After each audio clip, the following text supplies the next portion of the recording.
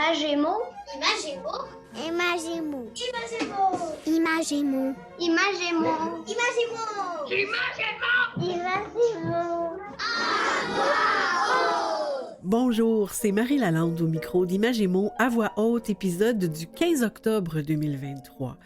Pendant la prochaine heure, on parle avec des gens qui font et qui lisent la littérature jeunesse. Aujourd'hui, en seconde partie d'émission, je reçois l'autrice et éditrice Nadine Robert.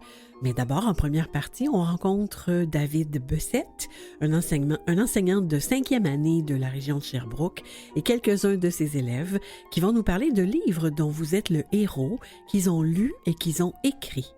On retrouve aussi avec plaisir en studio Marie Barguirgian de On a tous besoin d'histoire.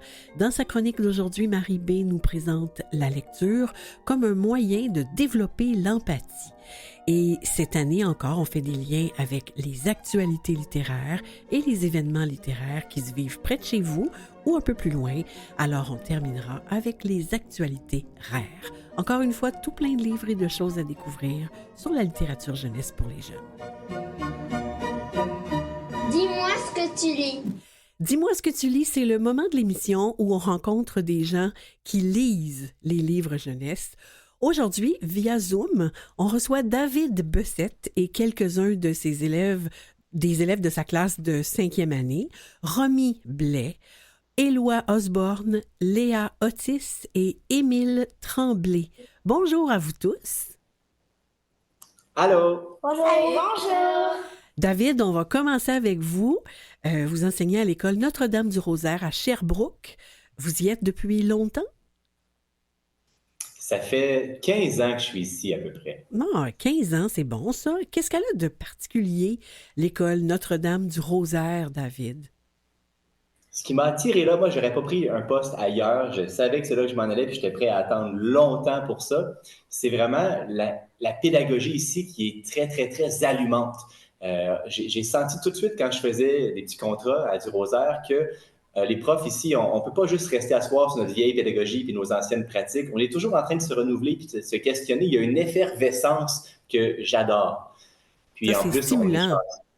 c'est vraiment stimulant. Puis l'école est juste au pied d'une petite montagne dans laquelle je peux amener mes élèves faire de la classe en plein air. On a une belle culture de livres. La littérature est super importante dans notre enseignement. On s'est débarrassé des manuels, ça fait très longtemps. On enseigne sans ça. Fait que c'est vraiment un milieu extraordinaire pour un prof qui a envie d'enseigner différemment. Donc, c'est un milieu urbain parce que vous êtes dans Sherbrooke, mais vous êtes tout près de la nature. Exact. C'est vraiment le meilleur des deux mondes. Ah, c'est magnifique ça. Et si on demandait à un de vos élèves ce qu'elle a de spécial votre classe, qu'est-ce qui la distingue d'une autre classe? Qui est-ce qui a le goût de répondre à ça? Tiens, Émile, allons-y avec toi. On a une géante bibliothèque, genre avec vraiment full des milliards de livres. Puis on a aussi des genres d'escaliers où ce qu'on peut lire dessus.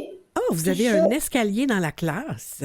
Ouais, où ce qu'on peut lire dessus. Ouais. Puis il y a aussi en dessous qu'il y a plein de mangas. OK. Puis il y a aussi une place qu'on peut lire. Puis sur les escaliers, il y a plein de petits messages d'auteurs. Ah, wow! Ça, c'est ce qui fait la particularité de votre classe. C'est vraiment une belle classe. En tout cas, moi, j'y suis allée pour visiter, puis c'est vraiment une classe où on se sent bien, vraiment. David, est-ce que vous êtes un enseignant qui avait toujours aimé lire? Je pensais que non quand j'étais jeune. OK. Tu m'avais posé la question quand j'étais au primaire, j'aurais dit non, moi je déteste lire. Pourtant, je lisais énormément des bandes dessinées. Mais la façon dont mes profs présentaient ça, ça comptait pas comme de la vraie lecture. Puis bon, de devoir être évalué toujours sur les romans que je lis, de pas pouvoir passer au prochain roman tant que j'ai pas eu tout bon sur mon petit questionnaire, tout ça, ça a étouffé pour moi l'amour du livre, qui heureusement est revenu plus tard grâce à la bande dessinée qui m'a tranquillement amené vers d'autres choses. Oui, parce qu'on va le dire, hein, la bande dessinée, c'est de la lecture. C'est complexe, beaucoup plus complexe qu'on pense, lire des bandes dessinées. Il faut lire le texte, il faut lire dans les phylactères, il faut lire l'illustration aussi. Il y a plein de choses qui se passent dans les illustrations et dans le texte. Il y a des allers-retours. C'est pas mal plus complexe que la réputation que la bande dessinée peut avoir. Et on l'a annoncé en début d'émission, vous et vos élèves, vous avez lu et vous avez écrit des livres dont vous êtes le héros. Moi, j'aimerais savoir, David, comment vous avez présenté ce genre particulier à vos élèves?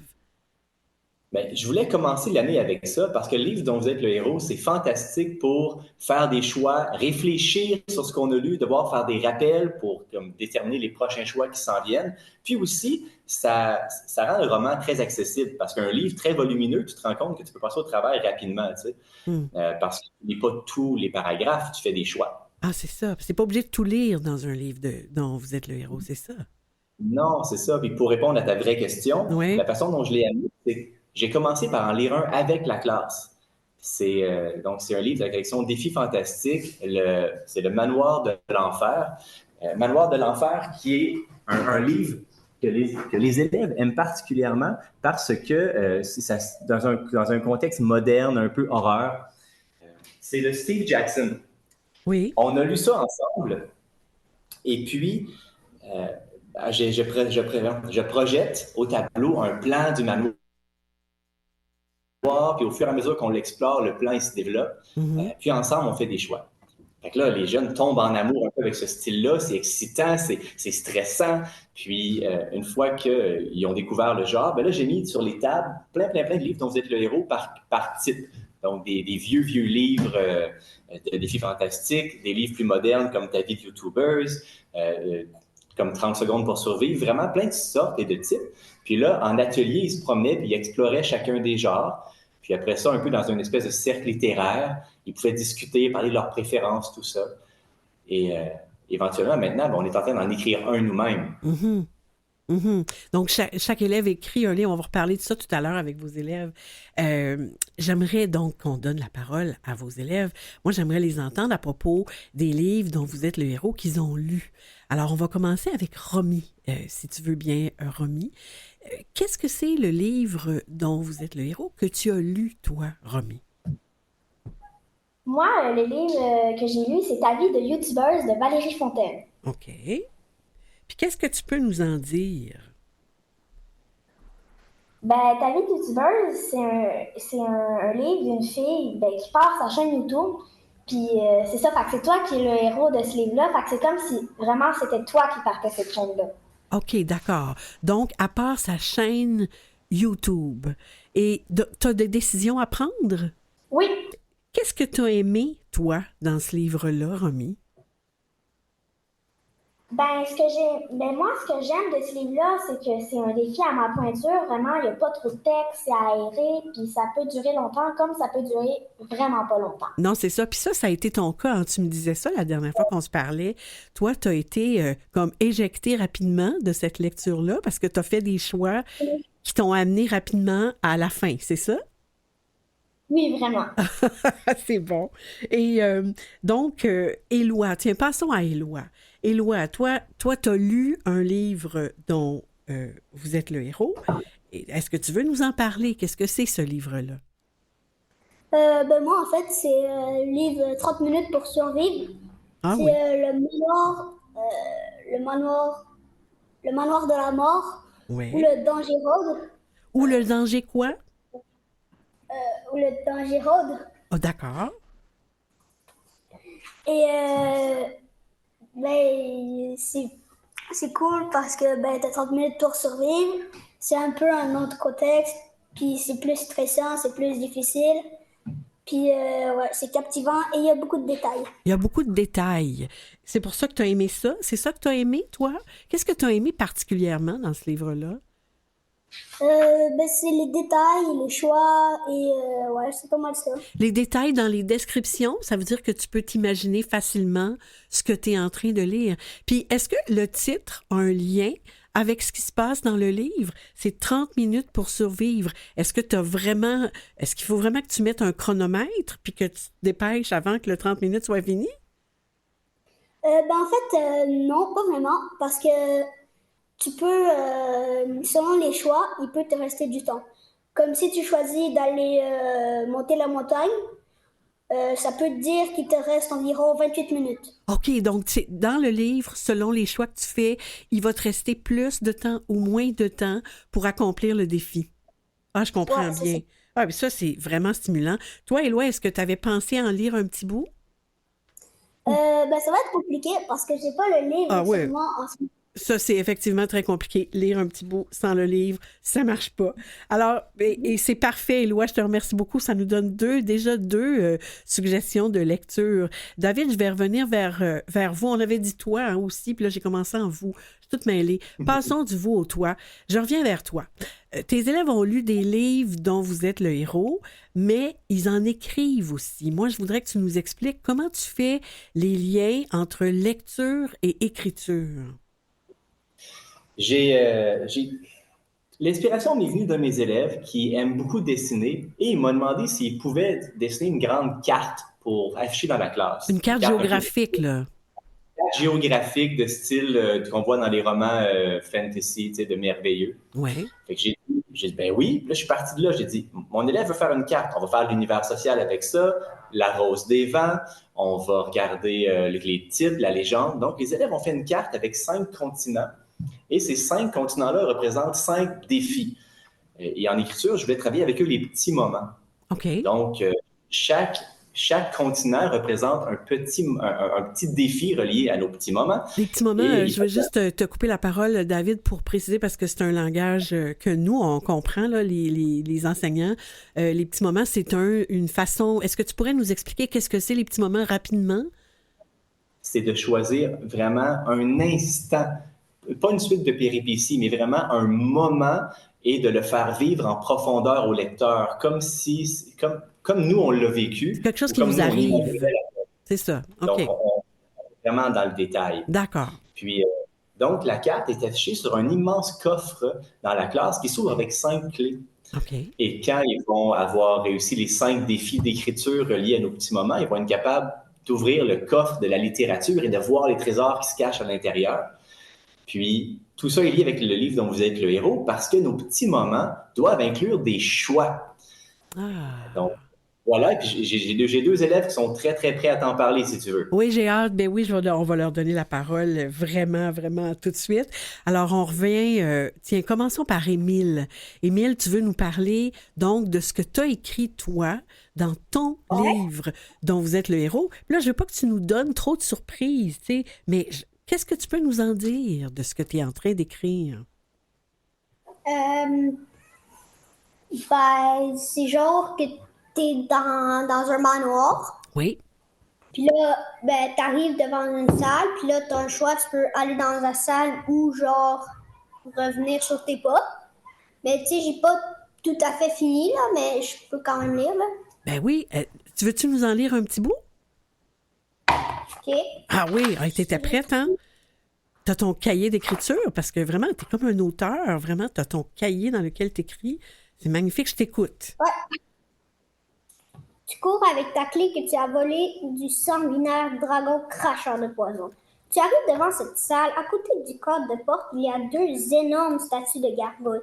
Ces statues sont un peu inquiétantes. Tu essaies de regarder par la fenêtre qui est sur la porte, mais le couloir est trop obscur et étroit pour que tu puisses voir par la fenêtre. La porte est barrée, mais tu as la clé.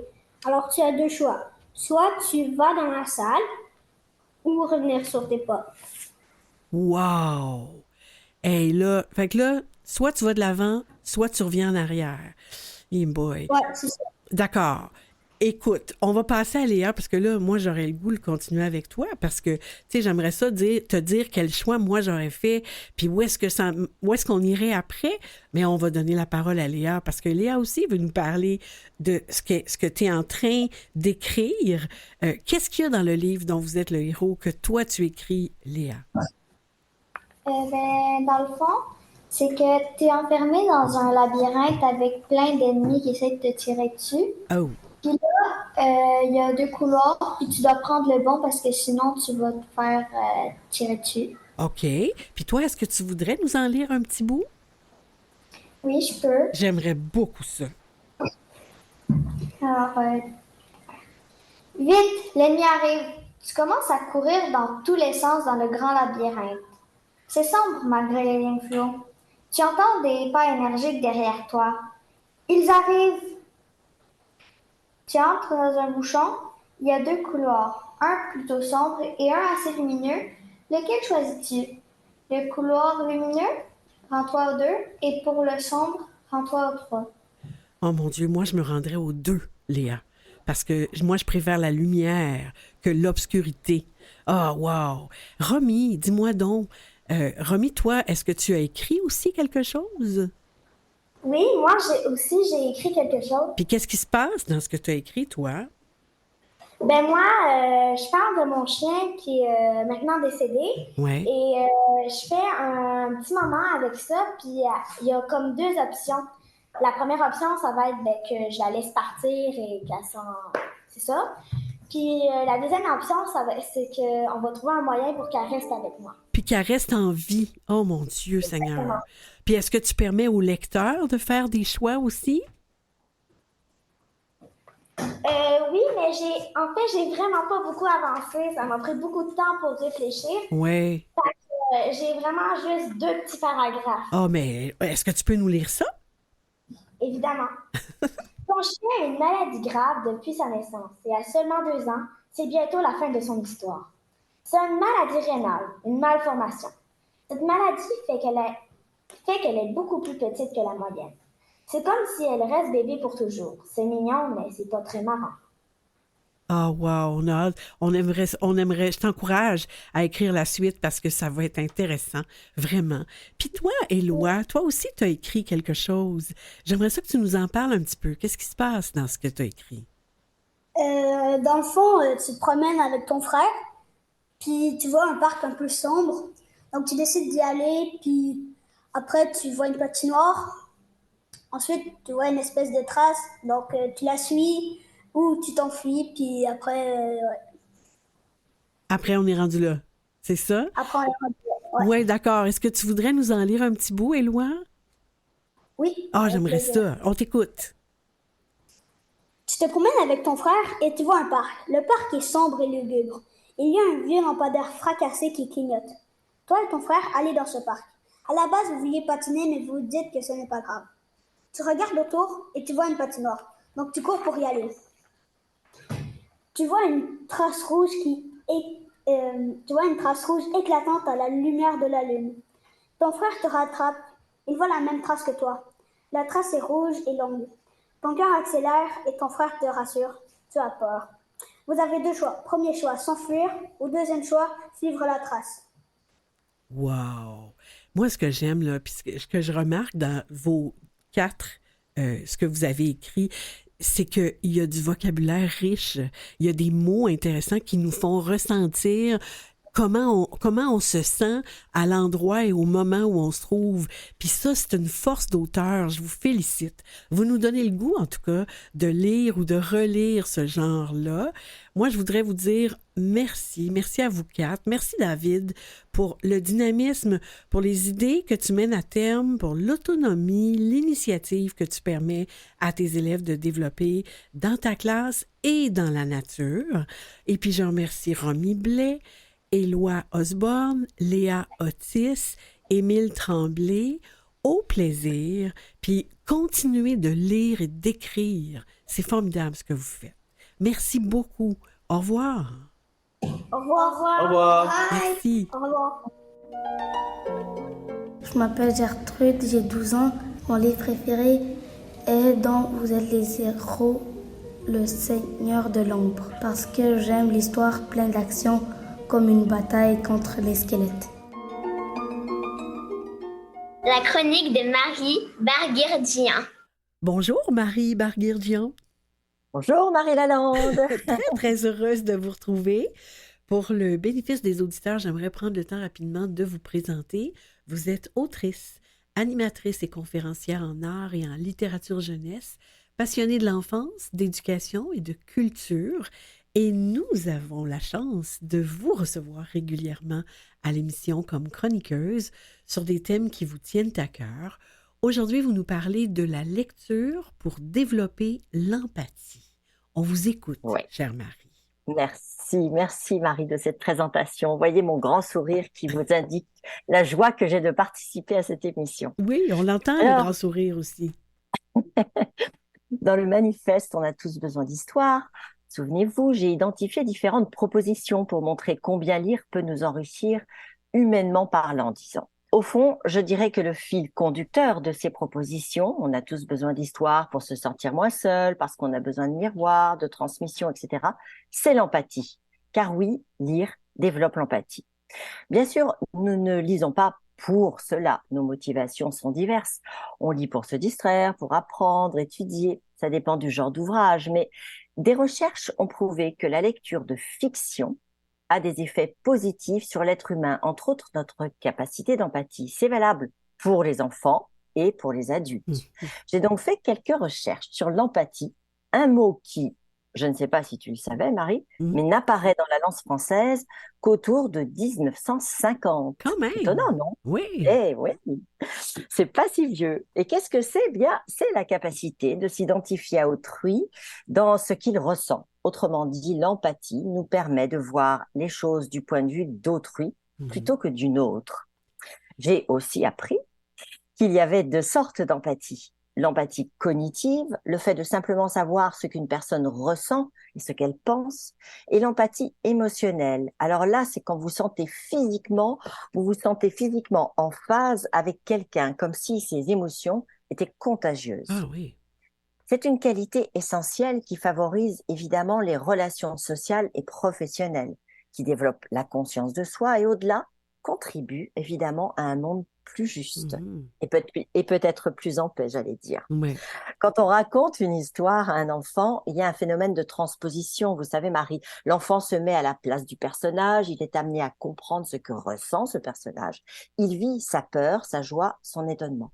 Mais la véritable richesse de la littérature et de la fiction, c'est qu'on arrive à être empathique même envers des personnages qui nous sont très éloignés, très différents, très vraiment, même qui ne vivent pas à une même époque que nous. Oui. Par exemple, je vais penser à Vieux Thomas. Je prends souvent l'exemple de Vieux Thomas, mais c'est parce que tout le monde le connaît. Vieux Thomas et la petite fée. Petite fée de Dominique Demers, illustrée par Stéphane Poulain. Bon, on pourrait croire qu'il est difficile pour un enfant de ressentir les émotions d'un vieillard. Et pourtant, à la lecture de ce livre, bien l'enfant partage son sentiment de solitude, son émerveillement aussi devant la petite fée, son affolement quand il pressent le danger. Oui, parce qu'il a peur de la quitter, qu'elle le quitte. Oui. Qu'elle le quitte. Il y a peur de l'abandon, il y a beaucoup de choses derrière tout ça, on le sait. Autre exemple que je prends souvent, Chien bleu, mais c'est parce que tout ça, c'est des livres riches qui nous permettent d'avoir un tremplin pour parler si bien de la littérature jeunesse. Combien d'enfants trouvent la maman pas gentille, comme on dit de certains enfants de ne pas vouloir de chien?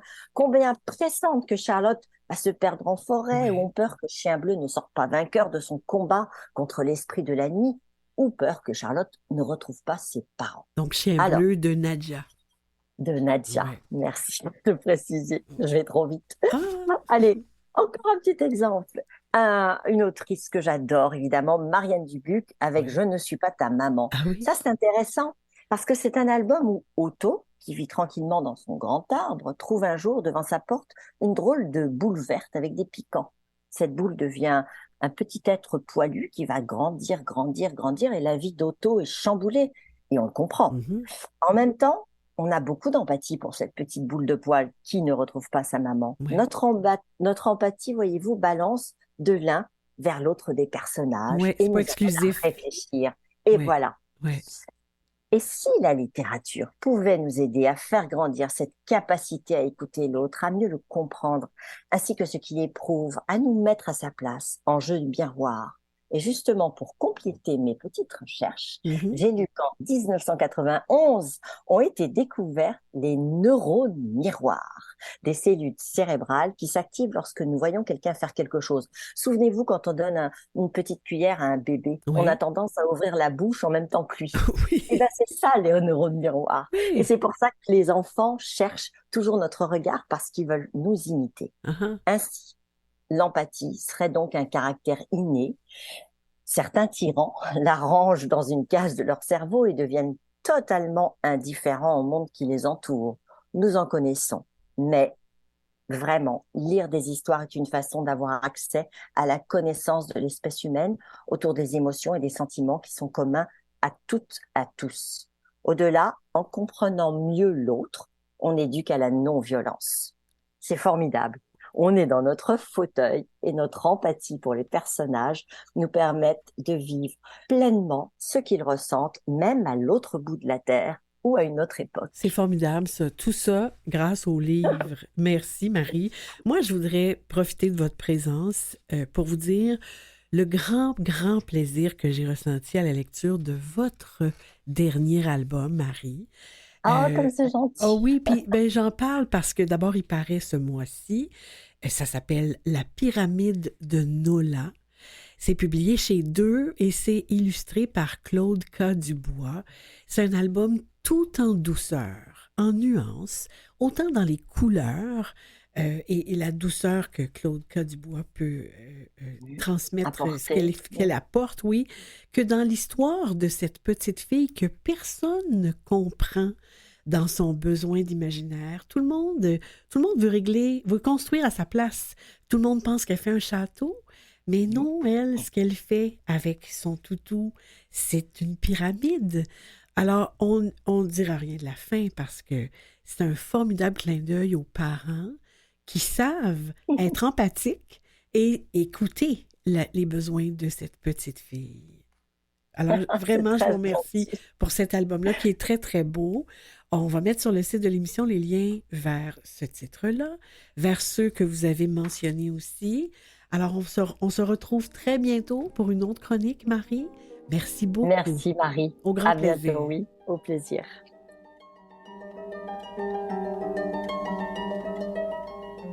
Je m'appelle Joao, j'ai 11 ans. J'aime beaucoup les livres d'Eiichiro Oda avec sa série de manga One Piece car l'histoire est captivante et il a du suspense. C'est vraiment cool et ça me fait rêver. Je m'appelle Lucas, j'ai 10 ans. Ma série préférée où on est les héros, c'est 30 minutes pour survivre. Parce qu'il faut faire des choix pour survivre. Je m'appelle Anne, j'ai 10 ans et j'aime lire les livres dont vous êtes les héros parce que c'est toi qui décides l'histoire.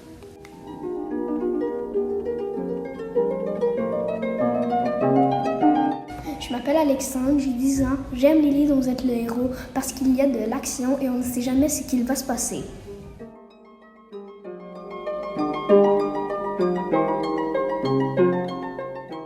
Restez avec nous. En deuxième partie d'émission, je reçois l'autrice et éditrice Nadine Robert. Et il y aura des actualités littéraires. On revient dans 2 minutes. À tout de suite.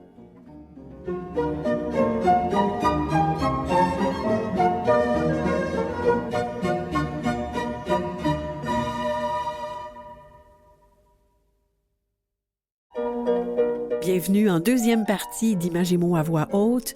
On a reçu tout à l'heure un enseignant et 4 de ses élèves pour qui la nature est essentielle. Maintenant, on prend le temps de parler avec une autrice et une éditrice pour qui ça l'est tout autant. Dans les coulisses du livre.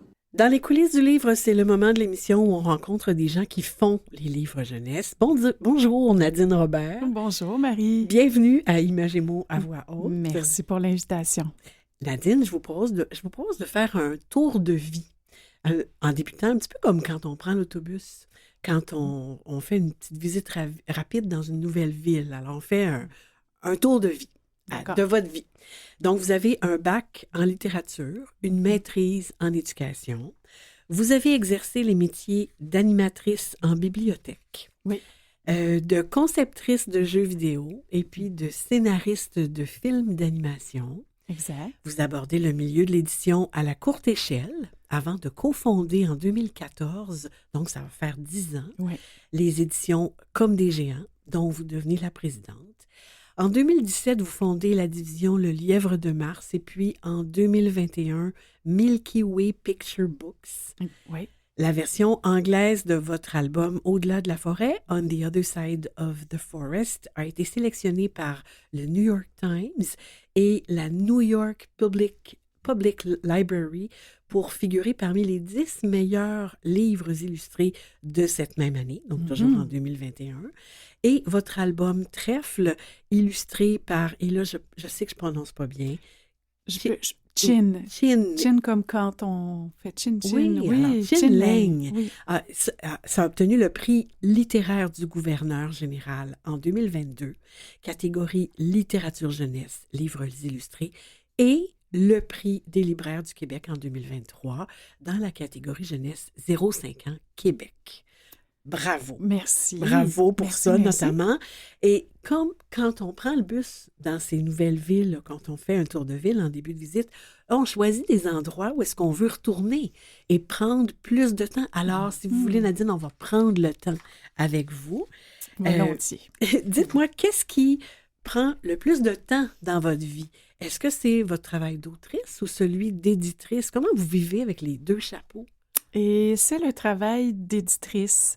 Peut-être ça surprendra peut-être pas les gens du milieu qui connaissent, qui connaissent le temps que ça prend. Le temps que ça prend d'administrer une maison d'édition, parce qu'il faut savoir que oui, la grande joie, c'est la collaboration avec les artistes pour créer des albums, mais c'est aussi un travail administratif qui est pas toujours sexy, là.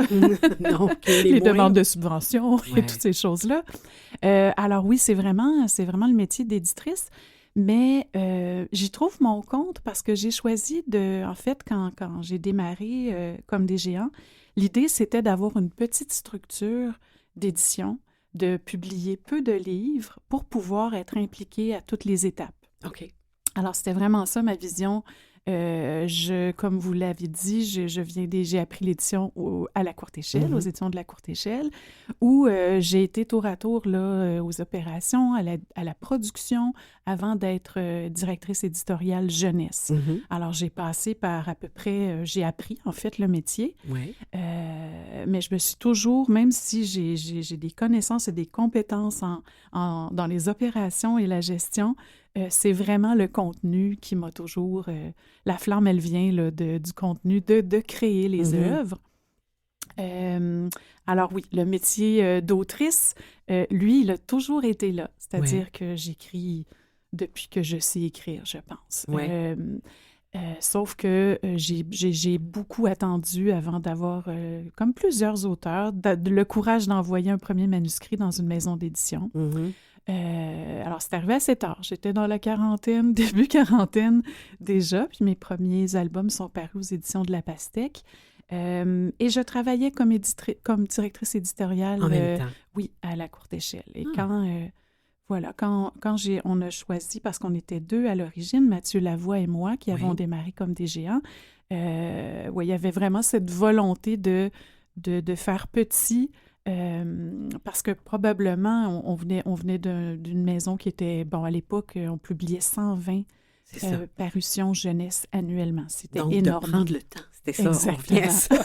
Moi, j'aimerais qu'on parle... Vous avez parlé de votre des premiers ouvrages. J'aimerais qu'on parle de Trèfle aussi. Votre album primé, Si doux, que j'ai ici, vous propose d'écouter un court extrait qu'on peut trouver sur YouTube, qui est produit par Biblio Vidéo. On vous entend en parler. On écoute.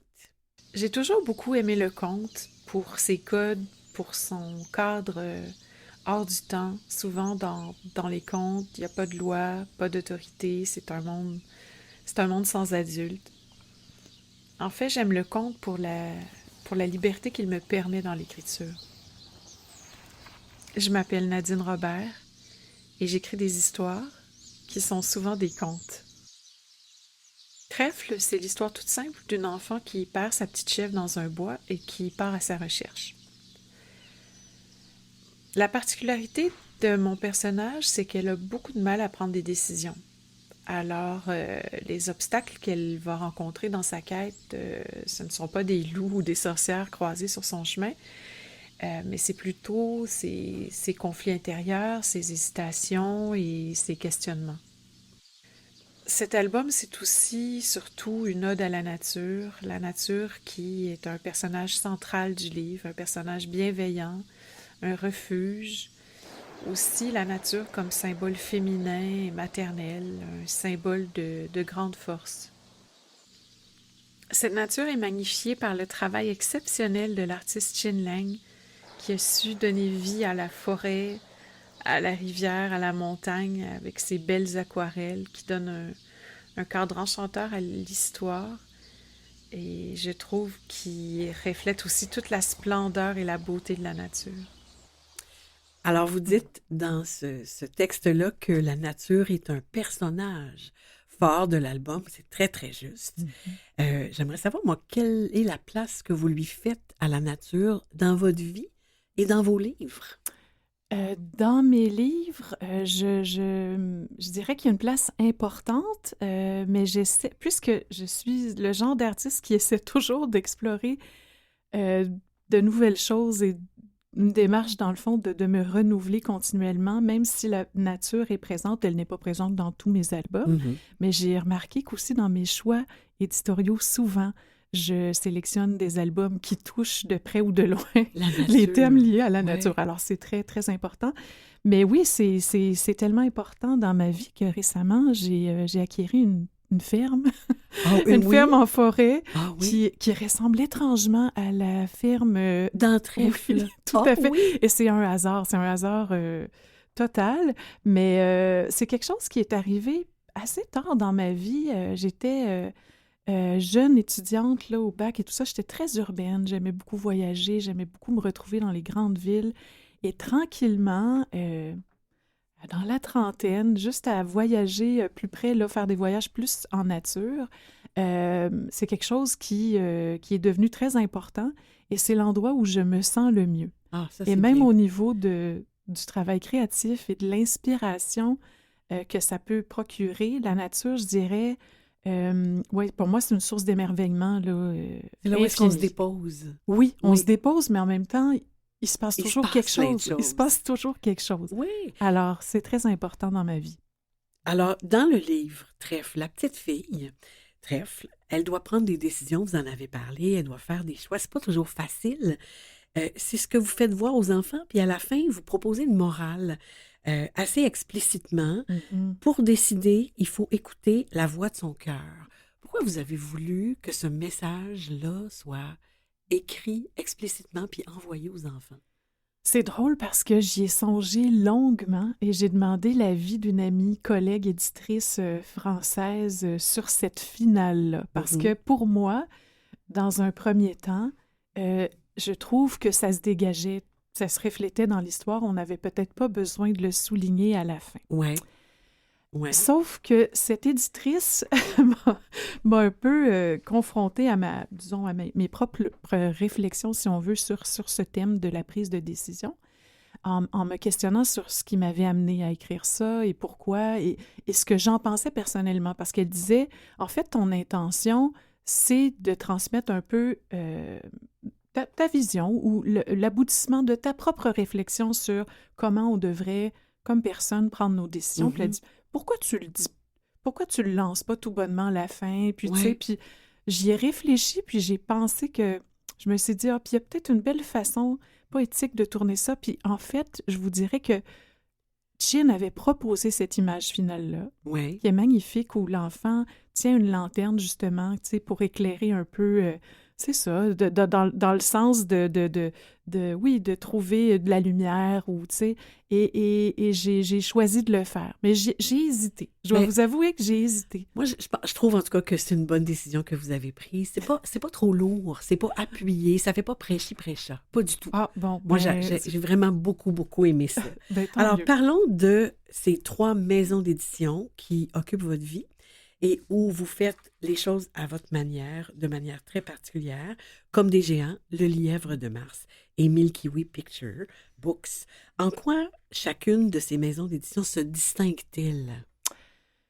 Bon, parlons du Lièvre de Mars d'abord, parce que, bon, là, il y a une ligne très, très claire. Hein? Le Lièvre de Mars est venu de cette envie de, disons, donner une seconde vie à des œuvres qui ont déjà existé et qui sont soit épuisées, indisponibles. Bon, la plupart, c'était comme des œuvres épuisées. Oui. Puis c'est, je trouve, la grande tristesse de l'édition, c'est que les livres ont souvent une durée de vie. Ils disparaissent vite. Ils disparaissent, Mon Dieu, c'est certains dommage, ça. plus vite que d'autres, Oui. mais ils disparaissent vite. Mais pourtant, les œuvres sont souvent, d'un point de vue littéraire ou artistique, très légitimes, puis c'est triste de... Ouais. Bon, et puisque je collectionne aussi beaucoup les albums jeunesse, spontanément, je me suis dit, ce serait chouette de trouver une façon de faire revivre certains titres. Alors, le livre de Mars, c'est ça. Ce sont toutes des histoires qui ont existé, soit issues de la tradition orale et du conte, par exemple, ou des titres publiés mon Dieu, 60 dernières années, et même, il y en a certaines encore plus vieilles, là. Alors, c'était ça. L'idée, c'est ça. Puis, en fait, c'est de faire redécouvrir aux jeunes lecteurs, c'est ça, des œuvres qui sont pertinentes et des fois aussi... Et qu'on ne trouve plus. Et qu'on ne trouve plus, et aussi de faire découvrir des voix d'ailleurs. Alors, il y a aussi cette volonté d'aller faire connaître un artiste, un créateur-auteur japonais, par exemple, et voilà. Alors, c'est ça. Tandis que Milky Way Picture Book, c'est comme des géants se ressemblent. D'ailleurs, à peu près la moitié des titres publiés chez Comme des géants, maintenant, je vais les faire dans la division de langue anglaise Milky Way Picture Books. Alors là, la sélection, elle se ressemble. À part certains titres qui, pour moi, parce que comme éditrice, en fait, je constate qu'il y a des préférences culturelles là, au niveau de la littérature jeunesse aussi, c'est assez marqué. Alors, je sais que certains titres que je publie chez Comme des gens sont peut-être trop audacieux ou conceptuels pour le marché américain, quoiqu'il y aura toujours un lectorat pour chacun des albums publiés. Mais ils se ressemblent davantage, mais certains titres sont sélectionnés exclusivement pour le catalogue de Milky Way. Et qu'est-ce qui vous fait choisir? Vous avez tantôt parlé de la nature, donc pour faire des choix d'éditrice. Qu'est-ce qui vous fait choisir un texte ou un auteur ou une autrice? Je pense que toujours, ça c'est difficile, mais je pense que c'est la bonne histoire. Ouais. Et parfois, c'est la bonne idée.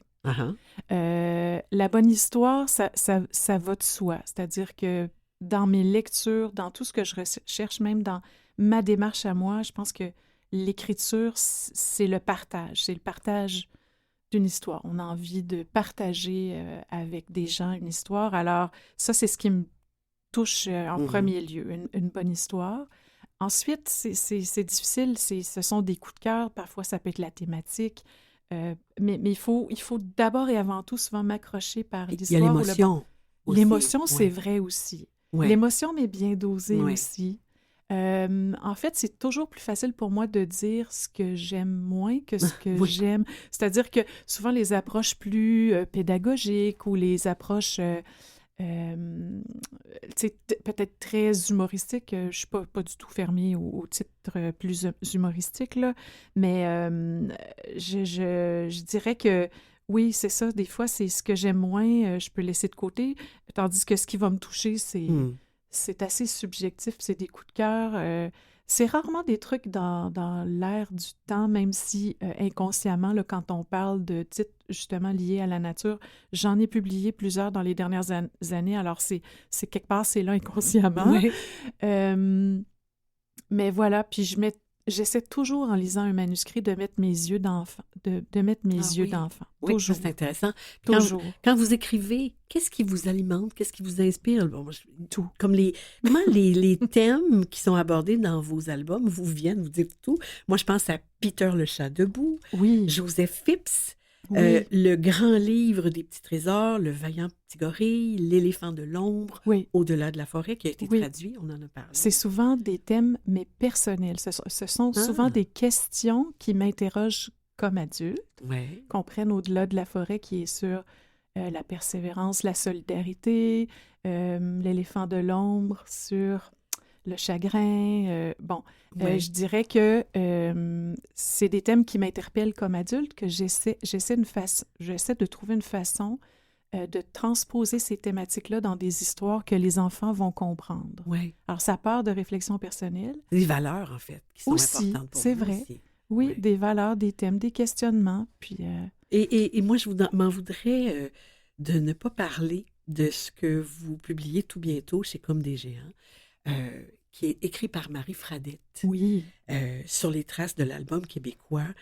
Quand qu'on peut dire de cette Quel anthologie? beau Ça projet. sort Quel beau projet. Bientôt, là, Ben, oui. on doit quand même dire qu'une anthologie, des fois, on essaie, quand Marie en parle aussi, elle essaie de rappeler qu'une anthologie, c'est un travail de curatif. Hein? Ouais. C'est une sélection qui est aussi subjective. Ouais. Alors, comme critique et spécialiste de la littérature jeunesse, elle s'est donné l'exercice de sélectionner des titres, en fait des albums, là, spécifiquement des albums écrits et illustrés par des créateurs québécois Ouais. depuis le début. On l'a reçu à l'émission l'an passé Oh, pour parler OK, de parfait, ça. c'est Ouais. ça.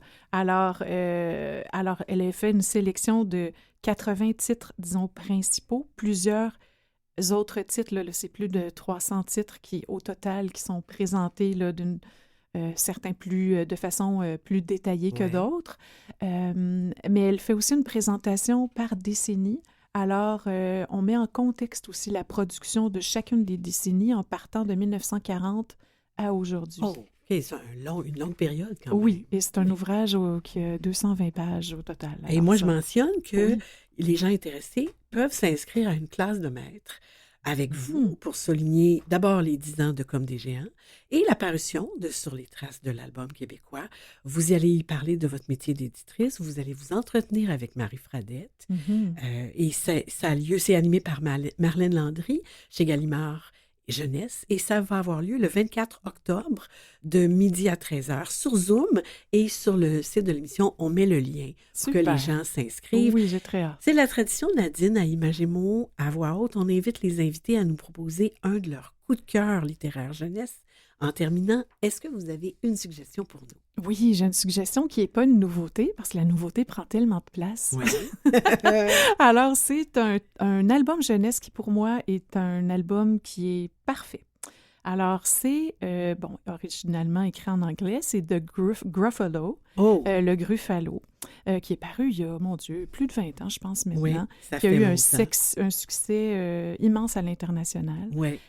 C'est un conte, je dirais, tiré fable, comme j'aime moi-même en écrire, tout en rime, à hauteur d'enfant, où la ruse est un peu au centre là, d'un dialogue entre une souris et un renard, la souris très rusée va déjouer le renard là, en imaginant, en fait, en présentant cette créature qui est le Gruffalo, qui au début est une créature imaginaire, mais qu'on va au fil de l'histoire, finalement, qui va prendre forme dans le réel. Mm-hmm. C'est drôle, c'est fin, c'est intelligent, c'est tout en rime, ça, c'est un exploit. Très difficile d'adapter en français, d'ailleurs, même si elle est très bonne, l'adaptation. Et je trouve que c'est un bel exemple d'autrice, en fait, Julia Donaldson, qui tient compte toujours de son lecteur. C'est ce que j'essaie aussi de faire, je crois, dans mon métier d'éditrice et comme autrice moi-même, parce qu'il y a beaucoup, beaucoup d'albums qui sont publiés qui, selon moi, sont souvent des visions un peu d'adultes sur la jeunesse, sur ce qui touche les enfants. Puis comme nous, je pense que les enfants, ils aiment être surpris, ils aiment avoir peur, ils aiment être divertis, ils aiment avoir de la peine, de vivre des émotions fortes. Mais à hauteur d'enfant. Tout à fait. C'est ça. Et tout est possible en plus dans le livre jeunesse. On peut imaginer absolument tout. Alors le Gruffalo. Merci, le Gruffalo. Merci pour cette suggestion. Les auditeurs vont pouvoir la retrouver sur le site de l'émission, ainsi que le lien vers votre site web, celui des maisons d'édition et les titres des livres qu'on a mentionnés. Je voudrais vous remercier, Nadine Robert, pour cette rencontre. Merci pour les choix que vous faites et pour les riches plaisirs que vous offrez aux lecteurs. Ben, c'est un grand bonheur pour moi aussi. Merci, Marie. 1000 fois. Merci. Je m'appelle Alexandre, j'ai 10 ans et ma série de livres préférée dont vous êtes le héros est Loup solitaire parce qu'il y a de l'action et du combat. Je m'appelle Léa, j'ai 10 ans, j'aime les livres dont vous êtes le héros parce que c'est toi qui choisis la fin. Les Actua littéraires. D'autres idées de lecture et de sorties littéraires, pour tous les liens, c'est sur le site de l'émission. Dimanche prochain, le 22 octobre, à Marie raconte, l'autre émission que j'anime à Canal M, je lis Chevalier chouette de Christopher Denise, des éditions Kaléidoscope pour la version française. Chouette, petit oiseau courageux et déterminé, voudrait tant devenir un vrai chevalier. Mais son rêve semble impossible, vu sa petite taille, jusqu'au jour où tout s'aligne pour faire de lui un vrai héros au grand cœur, persévérant et ingénieux. On en écoute un extrait. Souvent, les autres chevaliers s'endormaient au lieu de veiller. Mais cela ne dérangeait pas Chouette. Seul sur le chemin de ronde, il avait enfin l'impression d'être un vrai chevalier. Dans la bulle du centre, Chevalier Chouette s'est assis sur un tabouret devant le feu dans la tour de guet. Bien éveillé, il se fait griller une guimauve au bout de sa lance. Il en a tout un panier en réserve pour la nuit. Tout est tranquille.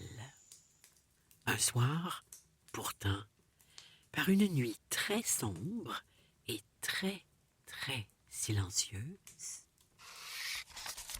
Chouette entendit un bruit. Ouish! Mais qu'est-ce que c'est? Alors, pour connaître la réponse, il faut vraiment être là le 22 octobre.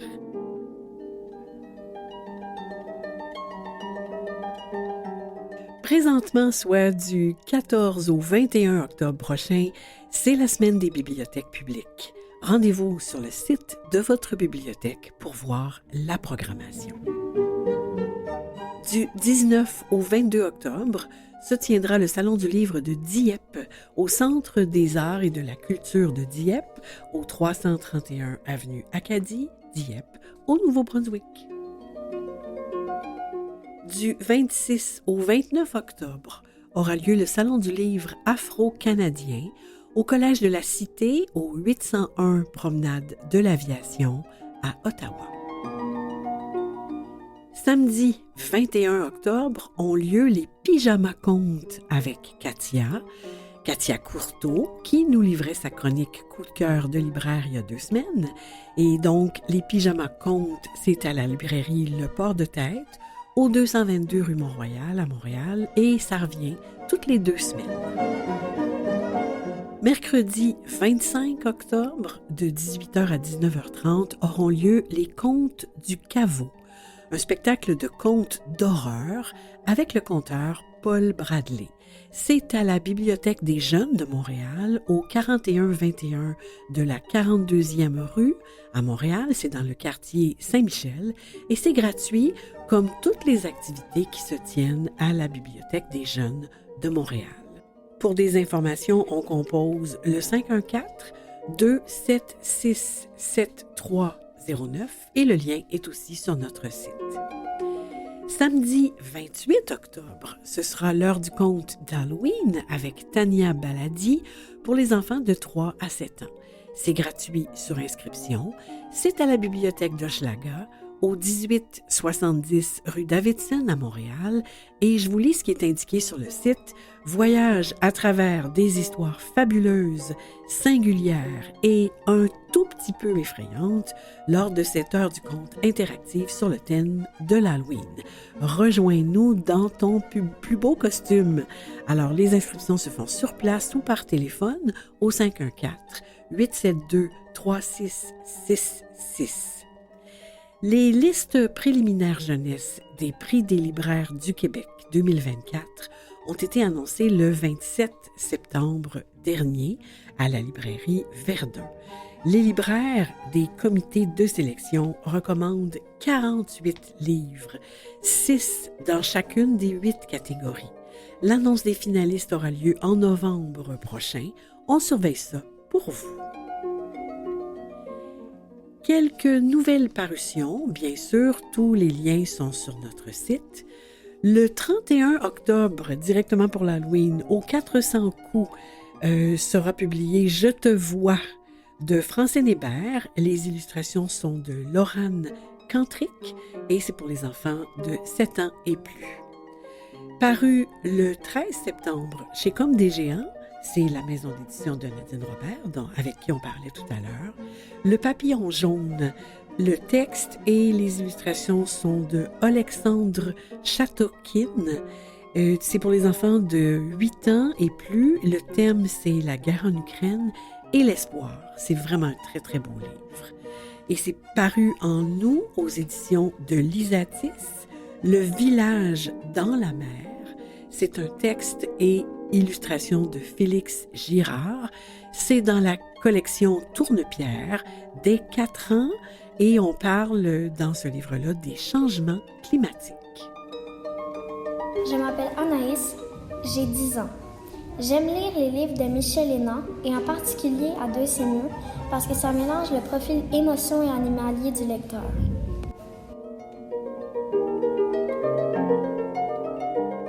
Allô, je m'appelle Iali, j'ai 10 ans. J'aime les livres dont vous êtes le héros parce que c'est toi qui construis ton aventure.